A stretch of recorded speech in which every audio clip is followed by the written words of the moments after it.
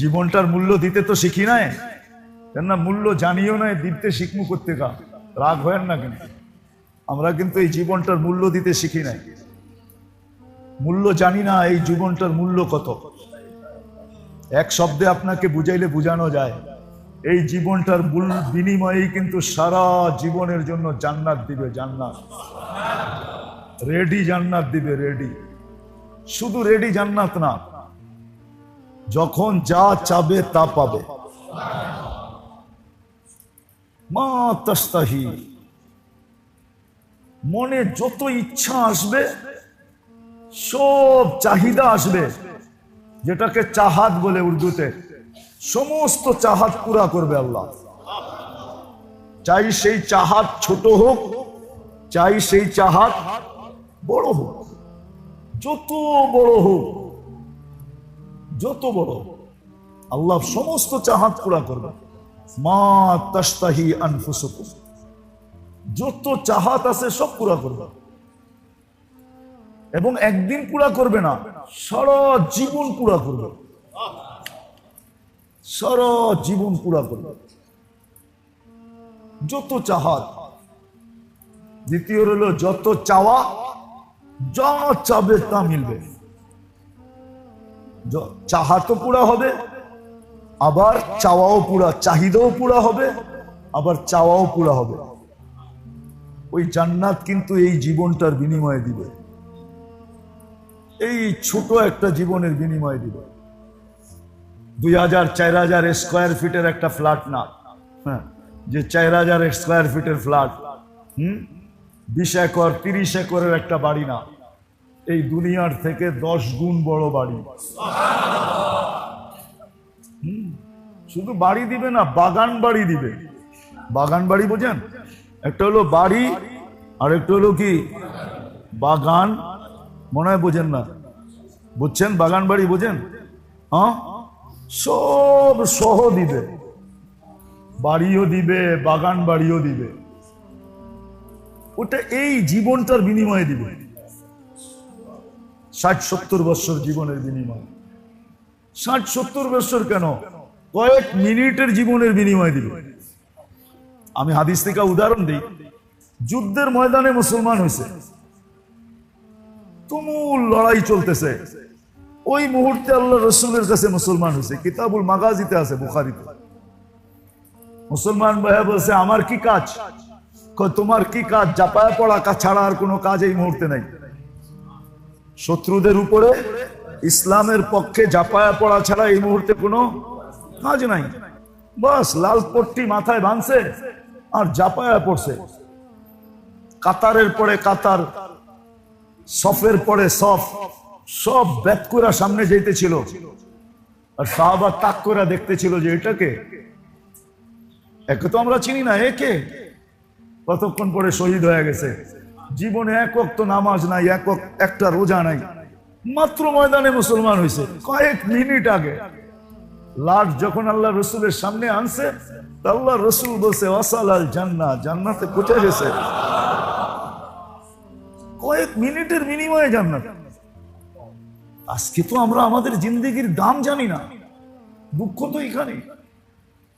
যুবক যৌবনের দাম জানে না, পুরুষ পুরুষত্বের দাম জানে না, নারী নারীত্বের দাম জানে না, কেউ আজকে তার জীবনের দাম জানে না। দাম এতটুকুই নির্ধারণ করছে, কামানা খানা সোনা সুবা পাখানা। কামানা খানা সোনা সুবা পাখানা। সারাদিন খাওয়ার জন্য খাটতে থাকে, আর খাওয়ার পরে বাহির করার জন্য আবার অস্থির হইতে থাকে। জিজ্ঞাসা করলে এত খাটো কেন? তাই খাওয়ার লেগা। কি এটার লিখিত এত খাটে, ঠিক না? এটাই তো জবাব দিবেন। এত হাড়ভাঙ্গা পরিশ্রম করো কেন? কি খাওয়ার জন্য। আবার যদি জিগা এত খাও কেন?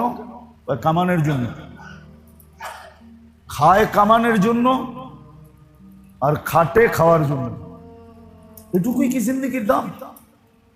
রাগ হয় না কিন্তু। একটু নিজেকে প্রশ্ন করেন না যে আমার জীবনটার দাম কি এটাই? যুবকের যৌবনের দাম এটাই? নারীর নারীত্বের দাম এটাই? যে পাকানা সাজনা সাজানা, মনে হয় বোঝেন না, উর্দু বোঝেন? পাকানা সাজনা সাজানা, নিজে সাজবো আর ঘরের সাজাইব, পাকাইব, খানা সোনা সুবা পাখানা, এটাই কি জীবন? জীবনের দাম আছে মেরে দোস্ত। আল্লাহ রসুল এসে আমাদের জিন্দগির দাম বুঝাইছে, জিন্দগির দাম কত, তোমার বিনিময়ে তোমার মিলবে কি। কোরআন বুঝাইছে চিৎকার দিয়া, ইন্নাল্লাহ আশতারা মিনাল মুমিনিনা আনফুসাহুম ওয়া আমওয়ালাহুম বিআন্না লাহুমুল জান্নাহ। জান্নাতের বিনিময় কিনতে চাইতেছে। দুনিয়া আল্লাহ তো কাগজ দিয়ে কিনে, আল্লাহ তো জান্নাত দিয়ে কিনবে। ক্রেতার কারণে জিনিসের দাম বাড়ে, ঠিক না? কি সুপার মার্কেট আছে যাত্রাবাড়ি দুই একটা? আছে, মনে হয় নাই? আরং আছে, স্বপ্ন আছে, বিগ বাজার আছে, নাই? স্বপ্ন আছে, আরং নাই। আরো যত বড় বড় সুপার মার্কেট আছে, দুই একটা নাই, মনে হয় স্বপ্নই আছে, ঠিক না? হ্যাঁ, কি বলেন? স্বপ্নের জিনিসের দাম ভিন্ন কেন? কেন ওইখানে সবাই ঢুকে না, সবাই ওইখানে জিনিসের দাম ক্রেতা হিসাবে, কি ক্রেতা হিসাবে জিনিসের দাম নির্ধারিত করা আছে, ঠিক না?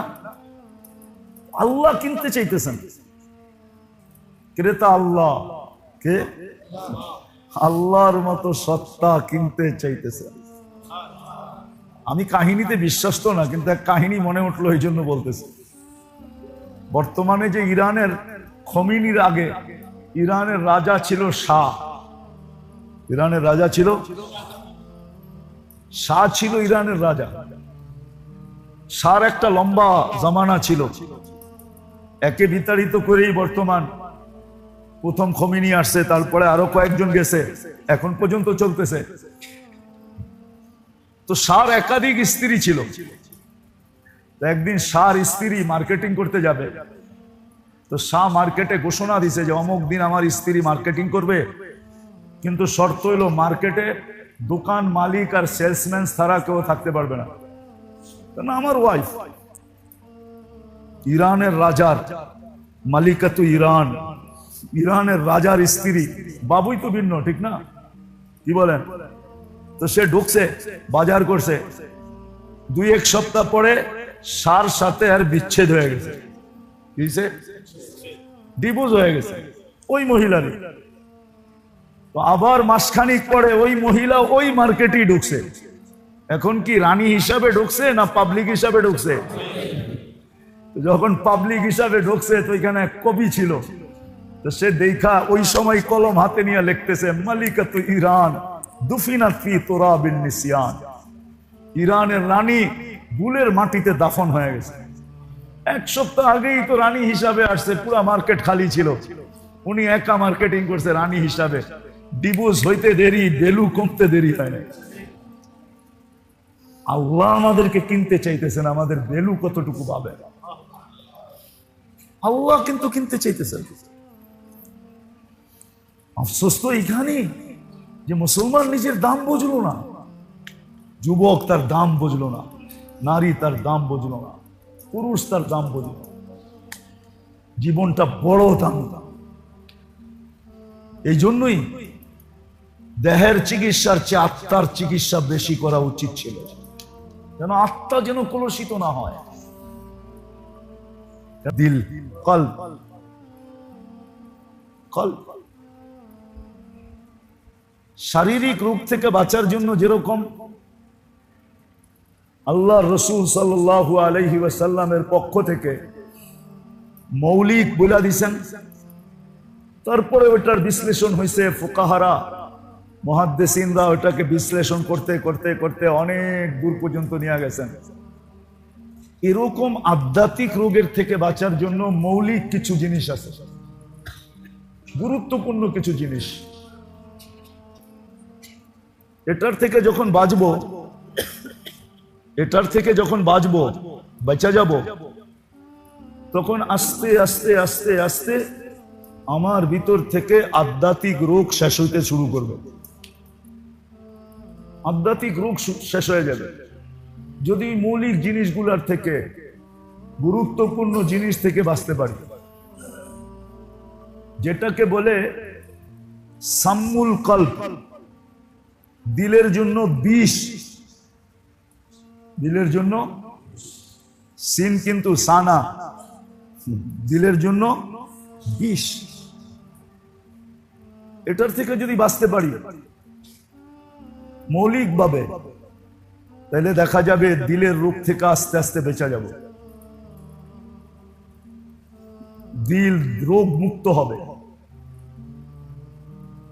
আর দিল যখন রোগ মুক্ত হবে, যেই বয়সেরই হোক, বুড়া হোক, জওয়ান হোক, নারী হোক, পুরুষ হোক, যে দিলের রোগের থেকে মুক্ত, দিলের রোগ থেকে মুক্ত হয়ে গেল,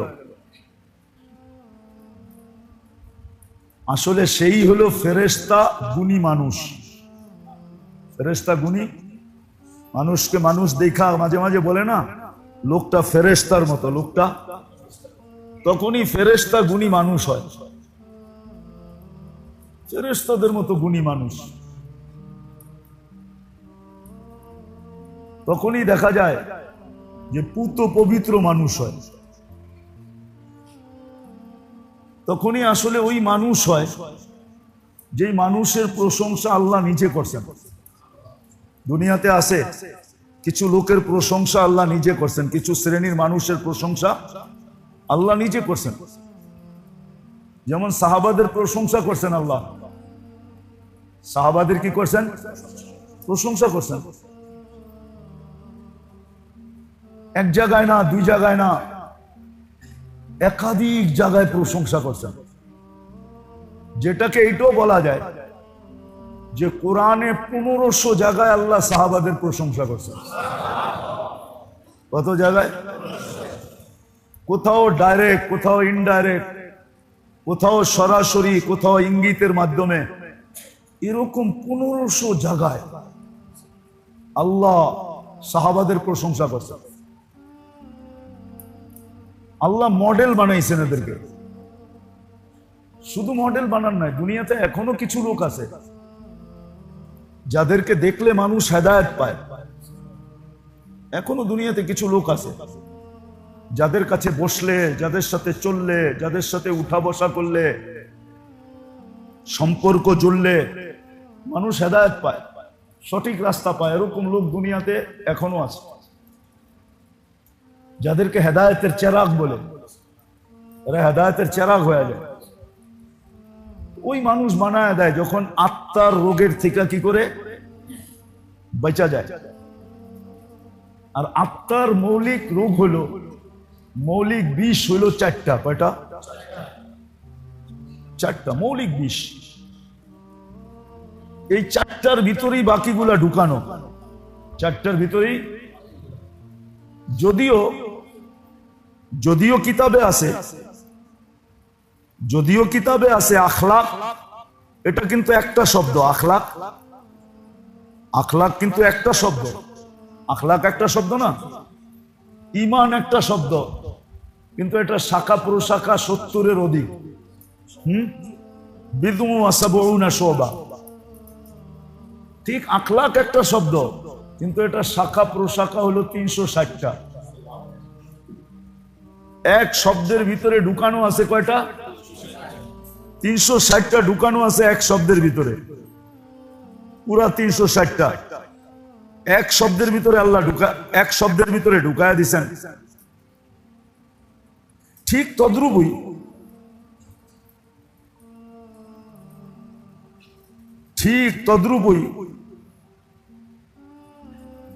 যেটা বুঝাইতে চাইতেছিলাম, ঠিক তদ্রুপই এরকম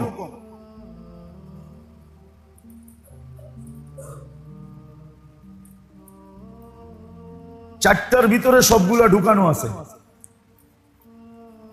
সব ঢুকায় দিয়েছেন চারটার ভিতরে। মৌলিক হলো 4টা। আজকাল আমাদের সমাজে এটাই সবচেয়ে বেশি দেখা যায়।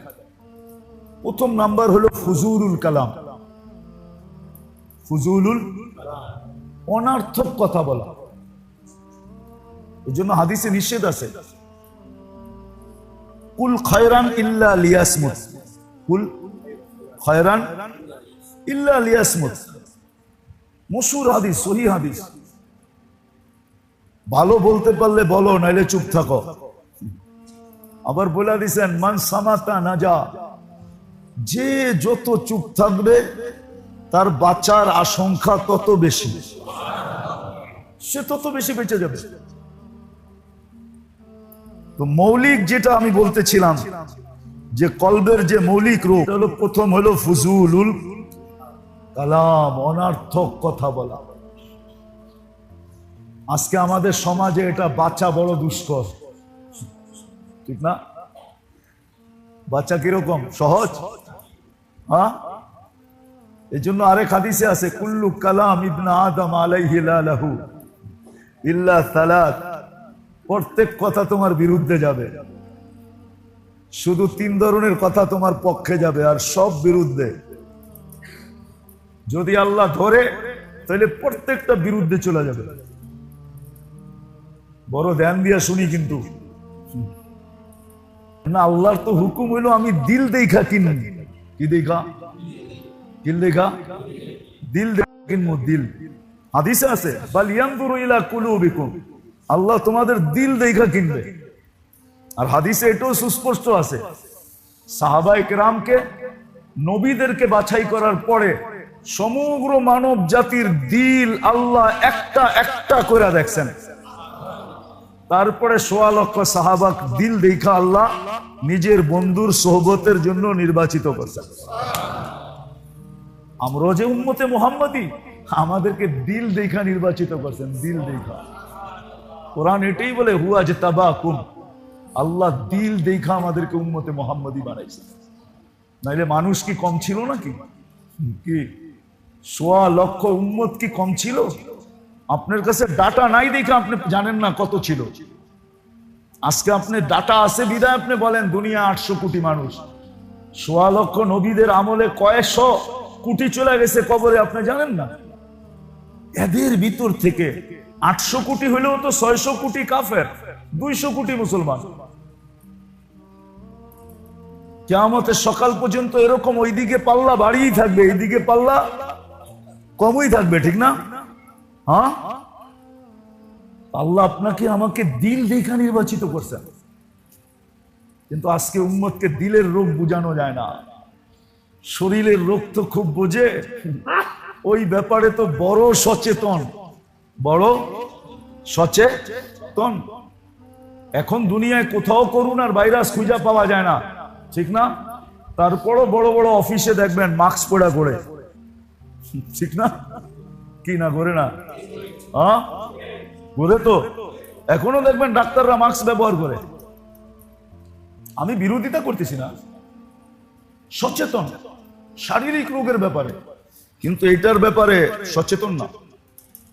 এই জন্য এটার মৌলিক প্রথম রোগ যেটা, যেটা দিলের জন্য বিষ স্বরূপ, একটার থেকে 100টা তৈরি হয়, 100টা। প্রথম হলো ফুজুলুল কালাম, অনর্থক কথা বলা, অনর্থক কথা বলা।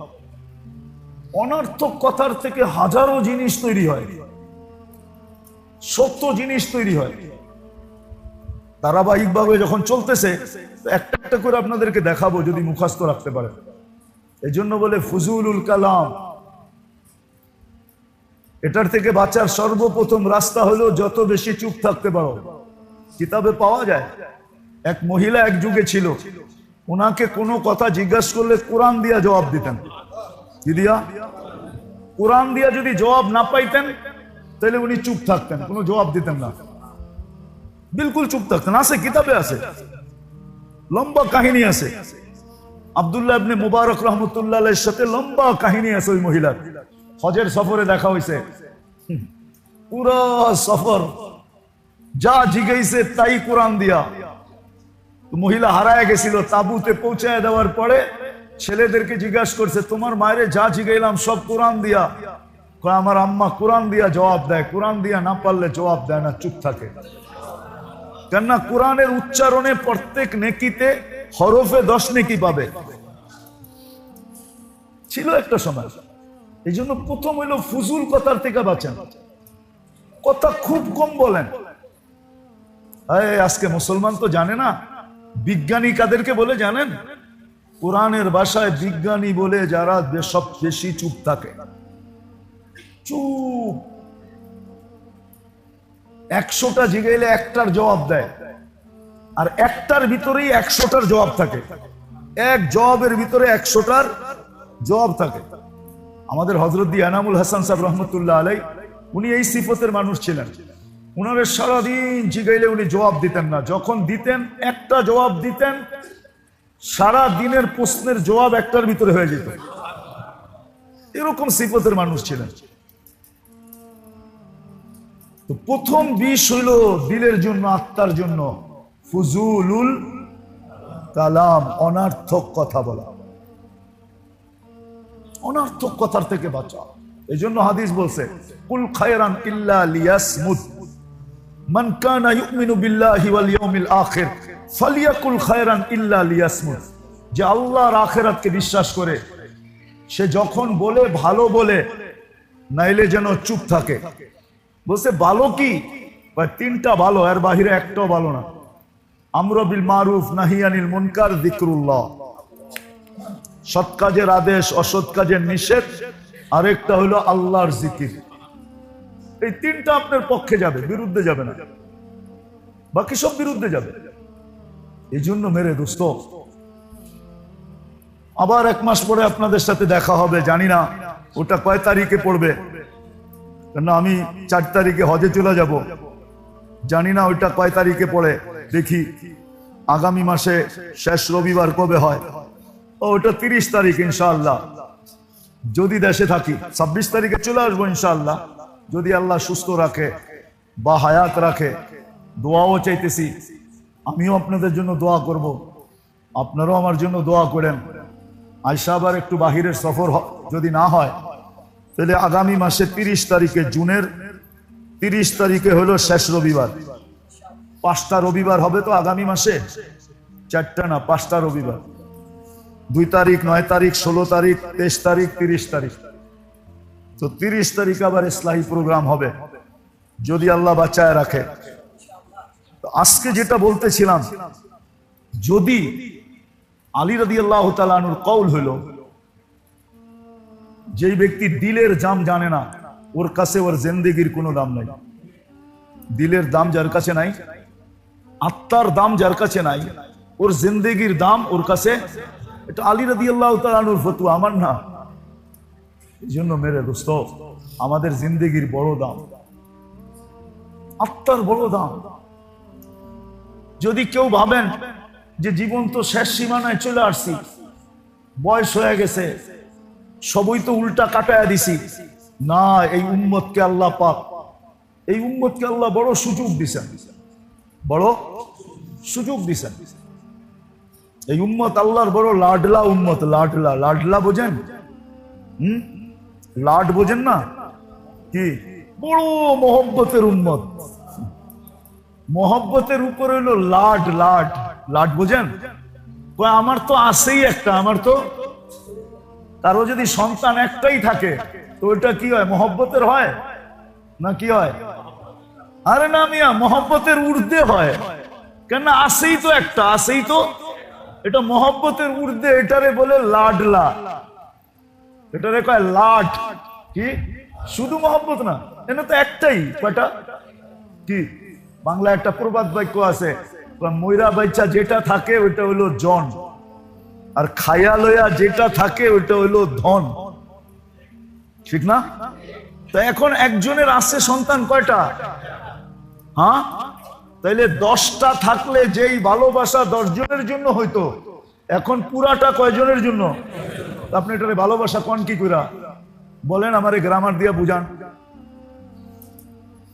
তো। উর্দুতে বলছে এটাকে লাডলা।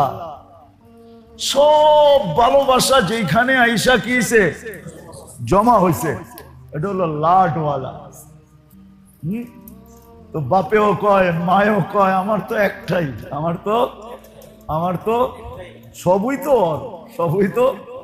আল্লাহ যেন কয় আমার তো উম্মত একটাই, উম্মতে মুহাম্মাদি, উম্মতে মানে আমি বুঝাইতে পারি না আপনাদের। এই জন্য এটা লাডলা উম্মত। এই জন্যই তো আল্লাহ বলে এটা খায়রে উম্মত। কি খায়ের উম্মত? সব খায়ের আয়া এখানে জমা হয়েছে। এখানে তো একটাই, কয়টা কয়টা, এরপরে আর কেউ নাই। তো সমস্ত খায়ের এইখানে জমা হয়েছে, আবার সমস্ত কিছু এইখানেই ডালা হয়েছে। এখানে একটাই তো, কি সবকিছু এইখানেই ডালা হয়েছে একটা। আমরা কিন্তু খায়রে উম্মত। এই জন্য ভালো মতে মনে রাখেন, প্রথম বিষ আত্মার জন্য, যেখান থেকে রোগ উৎপত্তি হয়, আধ্যাত্মিক রোগ যেখান থেকে ছড়ায়, আধ্যাত্মিক রোগের ক্ষেত্র এটা হলো কল্প। আর এটার প্রথমটা হলো ফুজুলুল কালাম। কথা যত কম বলবে, ফালতু কথা যত কম বলবে, আসলে তো মেরে দোস্ত খোদার কসম, আপনারা আমার কথা মাইনা নেন, ফালতু কথা যারা কম বলবে, যত কম বলবে, তাদের ভিতর থেকে হেকমতের ভান্ডার তত বেশি উছলায়া বাহির হবে, উছলায়া। আপনার এখানে কিন্তু খনি লুকানো আছে, আপনি বাড়ি করতে পারতেছেন না। হেকমতের কথা তখন উছলায়া বাহির হবে, এমন এমন জিনিস বাহির হবে উছলায়া, আপনিও মাঝে মাঝে হাক্কা বাক্কা খায়া যাবেন যে এই কথা আমার দিলে কেমনে আসলো। আল্লাহ এরকম এরকম কথা দিলের ভিতরে ডালবে, কিন্তু শর্ত হইল কথা যত প্রয়োজন ছাড়া কোনো কথা না বলা, একান্ত প্রয়োজন না হইলে না বলা, একান্ত প্রয়োজন হইলে এতটুক বলা, যতটুক না বললে নয়, যতটুক না বললে নয়, অতটুক বলবো, এর বেশি না। ফুজুলুল কালাম, এটার থেকে বেঁচে থাকা, যে ফুজুলুল কালাম থেকে বেঁচে থাকো। যত কথা কম তত বেশি হিকমতওয়ালা হবে, তত বেশি আল্লাহ তার ভিতরে হিকমত ডালবে। এটাই আল্লাহর ওয়াদা। যত বেশি কথা কম বলবে। এক নম্বর হলো ফুজুলুল কালাম। কি পারবেন এটা করতে? হ্যাঁ, তিন কথা খুব বেশি বলেন, যত বলতে পারেন, যত।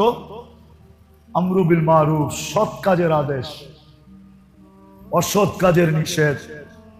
জিকির যত করতে পারেন করেন। আর এই মাসটা কিন্তু ওই মাসেই, এই মাসটা তিনটা মাস একাধারে, জিকাদা, জিলহজ্জা, মুহররম, এই তিনটা মাস কিন্তু একাধারে, তিনটা মাস আশুরুল হুরুমের ভিতরে এই 3 মাস একাধারে, জিকাদা, জিলহজ্জা, মুহররম। আল্লাহ হুকুম করছেন এই 3 মাসে তোমরা গুনাহ করো না, ফালা তুযালিমু ফিহিন্না আনফুসাকুম।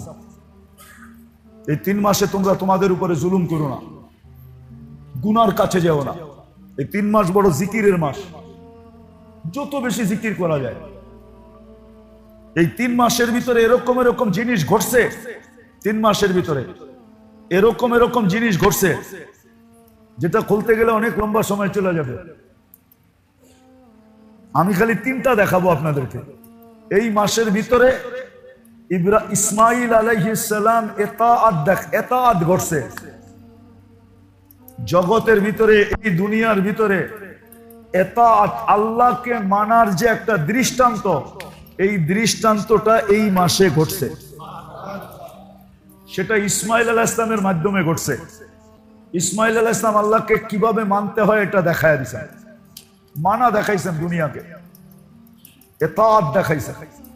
6 বছর ছেলে কামাল করে দিছে, মাত্র 6-7 বছরের। বাপেরে বলতেছে, ইয়া আবা তিফাল মা তুমার সাতাজিদুনি ইনশাআল্লাহু সাবিরিন। আমি দুনিয়াকে মাইনা দেখায় যা হুকুম তা পুরা করেন। বাপ কাঁপতেছে কেমনে কলিজার টুকরার উপরে ছুরি চালামু, কিন্তু যার উপরে ছুরি চলবে তার দিল কাঁপতেছে না, সে তো খুশিতে নাচতেছে। ইসমাইল আলাইহিস সালাম, ইব্রাহিম আলাইহিস সালাম বলতেছে এত খুশি কেন? একটু পরে দুনিয়ার থেকে বিচ্ছেদ ঘটবে, জান্নাত মিলবে, দুনিয়ার চেয়ে জান্নাত উত্তম। একটু পরে তোমার আর আম্মার থেকে বিচ্ছেদ ঘটবে, আল্লাহ মিলবে, তোমাদের দুইজনের থেকে আল্লাহ উত্তম। বাপ কাঁপতেছে কিন্তু বাচ্চা কাঁপতেছে না, মানা দেখায় দিছে। যে কথা হইল এই মাস, এটা হজের মাস, এটা লই মাস। আর আদম আলাইহিস সালাম দেখায় দিছে এনাবাত, আল্লাহর দিকে ফিরতে হয়। কিভাবে আল্লাহর দিকে ফিরতে হয়? ফাফিরু ইলাল্লাহ বলে না, আল্লাহর দিকে ফিরো। কিভাবে ফিরতে হয় এটা আদম আলাইহিস সালাম দেখায় দিছে আরাফার ময়দানে, যে আল্লাহ ওনার তওবাকে কবুল করছেন, দুইজনকে মিলাইয়া দিছেন, এটা দেখায় দিছেন। আর মুজদালিফায় আমাদের নবীজি সবচেয়ে বড়টা দেখায় দিছেন, যে আল্লাহরে কেমনে মানাইতে হয়। তো মুজদালিফায় আইসা সব দোয়া কবুল হইছে। আল্লাহ রাসূল খুশিতে কান্নার ভিতরে হাসা উঠছেন। সাহাবা জিজ্ঞাসা করছেন হাসেন কেন? তো বলছে আমার সব দোয়া কবুল হয়েছে, আল্লাহকে মানায়া ফেলছি। উম্মতের জালেমরও মাফ করে দিছে, মজলুমরও মাফ করে দিছে। এই কথা শয়তান যাই না মাটি যে মারতেছে, আমি দেখতেছি মাথায় মাটি মারতেছে, ওর কান্না আর বিলাপ আর ওর দুরবস্থা দেখে আমি হাসি ধরে রাখতে পারতেছি না, এই জন্য আমি হাসতেছি। যে শয়তান তো আসলেই শয়তান হয়, করে কি? আল্লাহকে কেমনে মানাইতে হয় এটা মুজদালিফায় আল্লাহ রাসূল দেখায় দিয়েছে, আল্লাহকে কেমনে মানায় নিতে হয়। কেমনে আল্লাহকে মানানো বোঝেন তো? আল্লাহকে কেমনে রাজি করতে হয়। আরেকটা শব্দ উলামা আছে, নাইলে বলে দিতাম, এটা বললে খুব তাড়াতাড়ি বুঝতেন। হ্যাঁ আছে না, সন্তান, অনেক সন্তান আছে চালাক খুব, ঠিক না? কেমনে কেমনে জানি বাপরে পটায় আলায়, সব লয়ে লয়, ঠিক না? বাকি ভাই বোন কেউ পারে না, ও জানি কেমনে কেমনে পটায়া সব লয়ে লয়, ঠিক না? হুজুররা না থাকলে আমি এই শব্দই বলতে বইলা ফেলতাম, যে আল্লাহরে কেমনে পটায়া পক্ষে লওয়া যায়। আমাদের নবীজি এটা শিখাইছেন মুজদালিফায়, যে কেমনে আল্লাহরে পক্ষে নেওয়া যায়, আল্লাহরে কেমনে মানায়া ফেলানো যায়, দোয়া কেমনে কবুল করানো যায়। বলবেন আমরা তো এখানে থাকবো না, আপনি এইখানে থেকেও পারবেন, এইখানে থেকেও পারবেন। যদি আজকের থেকে নিয়ত করেন যে এই 3 মাস আমি গুনার কাছেও যাব না, 3 মাস নিয়ত করেন ঘরের টেলিভিশন বন্ধ রাখবো, ডিশের লাইন কেটে দিব, খোলা রাখবো। 3 মাস পরে বৈধ অবৈধ আমি বলতেছি না, 3 মাস পরে দেখেন, কিন্তু এই 3 মাস দেখেন না। এখন জিকাদা চলতেছে, জিলহজ্জা আর মুহররম। যুবকদেরকে বলতেছি গুনার থেকে বাঁচো, গুনার থেকে বাঁচলেই একটা কথা বলে উঠলো, বুঝবেন কি বুঝবেন না জানি না, ডাকায়া তো আপনারা, কেননা ডাকার তো এখন আর ঐতিহ্য নাই, আছে নাকি? কি আছে? আগে তো পুরান ঢাকার সব জায়গায় ঘরেও কমসে কম কিছু ডাকায়া কথা কইতো, ঠিক না? এখন তো এরাও ডাকায়া কথা বলে না। আবার ডাকায়া কথার সাথে সাথে কিছু ছিল, হাম লোগোं का बारी में मियां तुम लोगों का दावत है, এখন তো এটাও বলে না, ঠিক না? কি বলেন নাকি? ওই যে বই রইছে 2-1 জন বলে, হাম লোগোं का बारी में मियां तुम लोगों का दावत है। তো উর্দু তো বুঝেন না আপনারা। এখন উর্দুতে একটা প্রবাদ বাক্য আছে, পানি में रहकर सदफ पानी का मोहताज, पानी में रहकर सदफ पानी का, सदफ চিনেন? ঝিনুক রে বলে, ঝিনুক। মুক্তা কোথায় হয়? কোথায়? ঝিনুকের ভিতরে হয় না? হ্যাঁ, আগে আমাদের এই অঞ্চলে যত ঝিল ছিল সবগুলোর ভিতরে মুক্তা পাওয়া যেত। মতিঝিলের নাম মতিঝিল কেন? মতি ঝিল, মতিঝিলের ঝিলের ভিতরে মুক্তা পাওয়া যেত। বাংলাদেশের ন্যাচারাল মুক্তা ওয়ার্ল্ড ফেমাস, ওয়ার্ল্ডের ভিতরে এত সুন্দর কালার আর এত ভালো মুক্তা দুনিয়ার কোথাও পাওয়া যায় না। আমি তাঁতীবাজার থাকি তো আমি এটা সম্বন্ধে আমার নলেজ আছে। ওয়ার্ল্ড ফেমাস মুক্তা হলো, কিন্তু এখন আর ওই দিকে কেউ যায় না। এজন্য এই জিনিসই বিলুপ্ত হয়ে গেছে। তো পানি মে রহকর সদব পানি কা মোহতাজ, ঝিলের ভিতরে থাকলে কি ঝিলের পানি দিয়া মুক্তা হয় না, ঝিলের পানি দিয়া ও একটা ফোঁটার মোহতাজে সারা বছর হাকুরা থাকে। বৃষ্টি যখন বর্ষিত হইতে থাকে তো উপরে উঠা আসে, ও চিনে কোন ফোঁটাটা ভিতরে নিলে মুক্তা তৈরি হবে, ওই ফোঁটাটা ভিতরে নিয়ে তারপরে নিচে চলে যায়, ওর পেটের ভিতরে আস্তে আস্তে মুক্তা তৈরি হইতে থাকে। ঠিক এই মাস 3টা এরকম, এটার ভিতরে যদি আপনি কিছু নিতে পারেন তাহলে আপনিও এরকম মুক্তার মতো ফেমাস হয়ে যাবে। এই 3টা মাস কিন্তু এরকম, এই জন্য বলতেছি গুনার থেকে বাঁচেন। 3 মাস এইখানে বৈশা ওই 3টা অর্জন করেন। আজকের থেকে যত কথা কম বলতে পারেন। আর সামনে আসতেছে 10 রাত্র 10 দিন, জিলহজের 10 রাত্র 10 দিন, 10 রাত্র 10 লাইলাতুল কদরের সমান, 10 দিন এক এক বৎসরের ইবাদতের সমান। জিলহজের 1 তারিখ থেকে নিয়ে 10 তারিখ পর্যন্ত। ওয়ালায়ালিন আশ ওয়াল ফজরি ওয়ালায়ালিন আশ, আল্লাহ কসম খাইছেন, 10 রাত্রের কসম আল্লাহ খাইছেন। ওই 10 রাত্র কাজে লাগান, নিজে লাগান, গরালাদেরকে লাগান, গরালাদেরকে বলেন যে 10 রাত্র কাজে লাগাও, তেলাওয়াত করেন, ইস্তেগফার করেন, দুরূদ পড়েন, দোয়া করেন, আল্লাহর কাছে চাইতে থাকেন। আপনারা এখানে বসে চাইবেন, হাজিরা ওইখানে বসে যাবে। এই জন্য 10 রাত্রকে কাজে লাগানো চাই, 10 দিনকে কাজে লাগানো চাই। আর এই 3 মাস গুনার থেকে বাঁচা চাই। আপনি গুনার থেকে বাঁচবেন, আপনার ভিতরে এক শক্তি তৈরি হবে ইনশাআল্লাহ।